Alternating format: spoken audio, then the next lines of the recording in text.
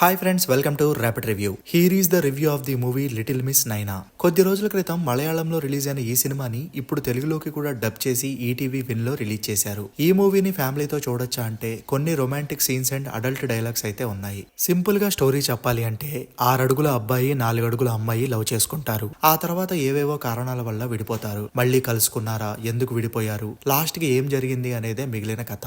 Cinema అంతా కూడా over night లో అయిపోతుంది. ఒక ప్రెజెంట్ సీన్, దానికి సంబంధించి ఒక ఫ్లాష్ బ్యాక్ సీన్, ఇలా స్క్రీన్ ప్లే రన్ అవుతూ ఉంటుంది. ప్లస్ పాయింట్స్: ఈ సినిమాకు major plus lead actors. Heroine గా 96 ఫేమ్ గౌరీజీ కిషన్, హీరోగా షరీఫ్ మంచి పెర్ఫార్మెన్స్ ఇచ్చారు. మైనస్ పాయింట్స్: ఇలాంటి సినిమాలు మనం చాలా అరుదుగా చూస్తూ ఉంటాం. అసలు ఒక్క సీన్ కూడా ఇంట్రెస్టింగ్ గా లేకుండా, డైరెక్టర్ చూసేవారికి ఏం చెప్పాలి అనుకుంటున్నాడో అర్థం కాకుండా, ఎందుకురా ఈ సినిమా చూస్తున్నామని ఏడ్చేలా అనిపించే సినిమాలు.